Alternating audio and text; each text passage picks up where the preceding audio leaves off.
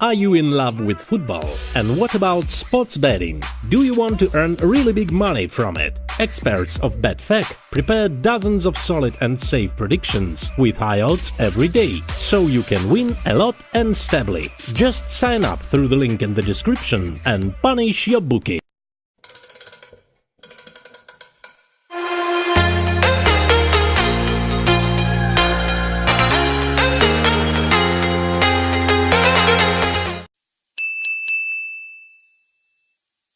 And that's what you want to see, I guess, in World Cup finals. Absolute world stars, Galacticos. Do England have someone that you'd walk to the ends of the earth to watch and get out of bed to watch? Mbappe, what he did last night, incredible. Modric, you'd watch him all night. But like I said, England, I think that's what they deserve tonight. That just failure to keep the ball, possession is king, and the midfield trio, Walker at the back, sleeping for 2 goals. Stones sleeping for 1 goal, but just never kept the ball. Sloppy, nervous, so disappointed for them. I'm not being a begrudging Irishman here wanting them to lose. I am disappointed, but at the same time, Croatia, best team, went through. OK, Croatia into the final. It'll be a repeat of that '98 semi-final, which we showed you from 20 years ago, which the French actually won. But sure, now it's the final in Moscow on Sunday. The English dream is over. It's Croatia-France. That'll be match 64, the last match of the competition. Welcome back. Well, it's a sad evening for England, but we can't forget it's a great night for Croatian football, a country of 4 million people, and they are in to the World Cup final on Sunday. We're going to look at how they did it. First of all, we will look, Damien, at the Croatian equaliser. This is Perisic's goal in normal time. Yeah, awful goal to give away. Don't get out to him here, stop the cross. And what we highlighted about Walker before the game, can be a great defender, but lazy. The bit that gets me here, why is he looking over his left shoulder? All you're going to see there is the keeper. Everything is to his right. So he has to be scanning over his right shoulder, not his left. And that's where he'd see Perisic, but obviously doesn't. Looks the wrong way. Could he meet the ball at a higher point instead of just standing there and waiting at him on the ball? So awful defending. He was poor for the second goal as well, and I guess it's what you think of when you think of him, just lazy, switching off in his head. So really disappointing, awful goals to give away. Prince Harry be crying into his pint tonight. Okay. I think it also answers why does Guardiola play him wide right as a wing back and not there, because he can't do that job. I mean, that was really shocking defending. A more natural defender would have that instinct. Like, as you say, he's looking at the goalkeeper.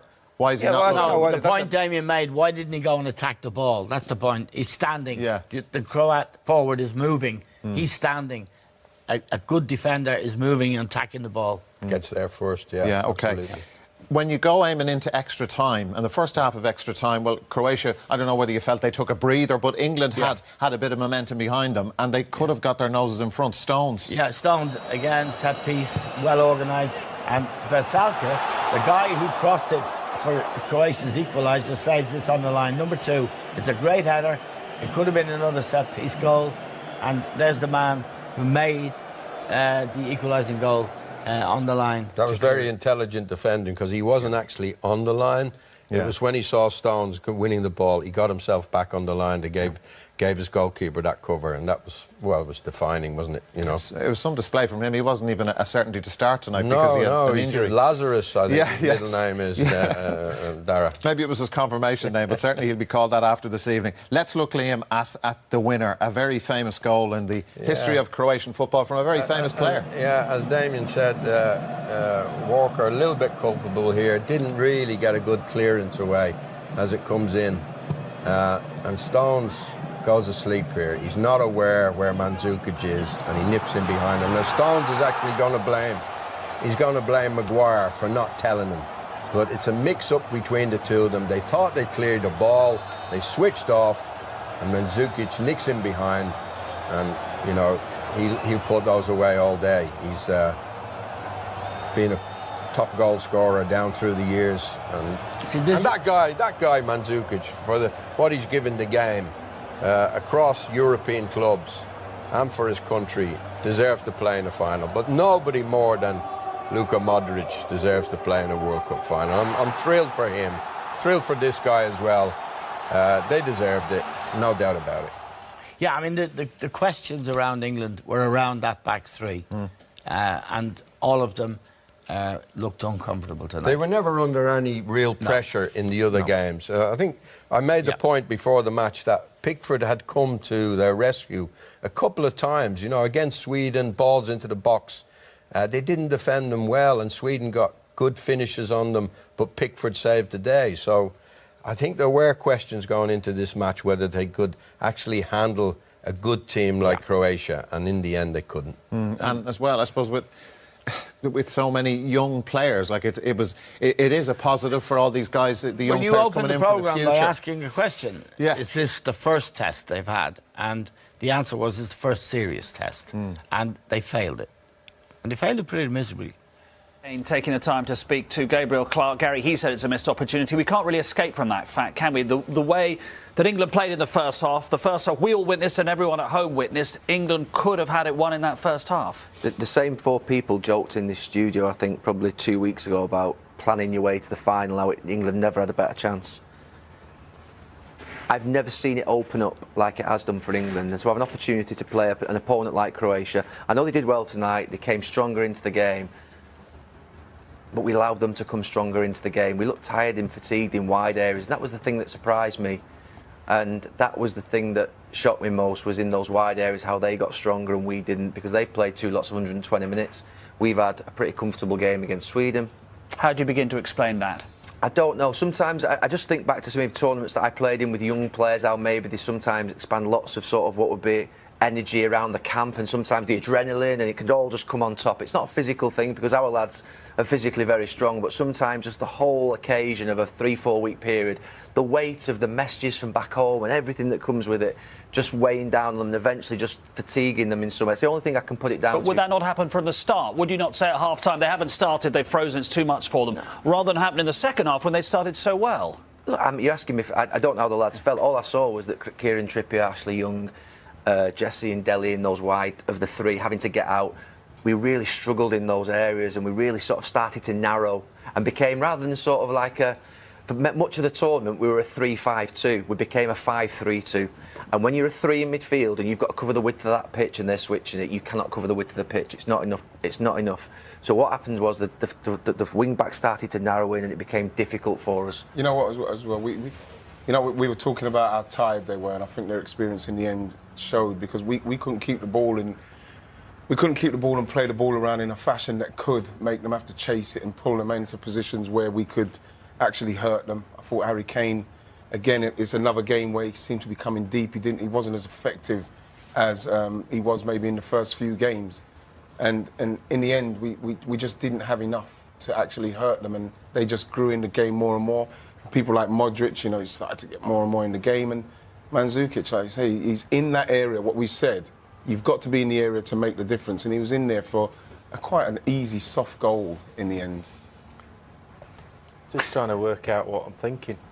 Well, it's that sort of evening, isn't it? Because at half-time, England was such control. Yeah, and we're talking about, I think one thing that's coming in for me is the inexperience of the England team. And I think Gareth said before about this team 2022 is the aim, and anything else is a bonus. It's a building process.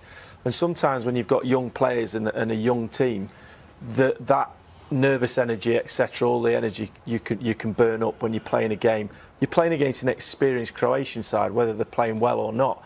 And over a period of 90 minutes and then extra time, maybe you just do fall a little bit short because of that inexperience. And it might not be any one thing, and we look tired, but sometimes you've got to look around at the senior pros in the side and go, yeah, we're all tired, but you block holes. I said to half-time, do your job. If you stop cross, head the ball, hold the ball up, do the simple things when you get tired. And we just looked like we lacked that little bit of composure in that area. It's not a huge criticism, it's just a fact. And I think sometimes that can get missed in the whole process of assessing it. You've been listening to what everyone says. What's your assessment of it all? Yeah, I kind of agree with him. No, I think Harry Kane made the point about the next step they're trying to take. But the next step is the biggest step, trying to get to a World Cup final. The hardest step. The hardest step, by far. And it didn't show enough quality tonight, England. Whatever, we praised them, and I think the opportunity was there to win the game. Having that opportunity and going and taking it is another challenge. And they didn't do that. And they will be kicking themselves. Maybe not so tonight, because they'll be sore and they'll be raw. But when Garrett gets back over the next few weeks with his staff, they're looking to go, maybe could have done something differently. But you always have that mindset after a game when you get beaten. But it was just a step too far from. And also, the chances fell for the person. Brighton, Sunderland, all those places tonight. What can do that in our country? Yeah. Nothing does that in our country. That's the most proud thing for me, is that I never imagined that would happen 4 or 5 weeks ago. It's unbelievable what's been achieved in this last few weeks. Does coming third matter? Would it be a real achievement? I think it will be for the lads who are going to come in. Obviously, Garrett will give the other players in the squad a run out, and it will mean something to them players, definitely. Yeah.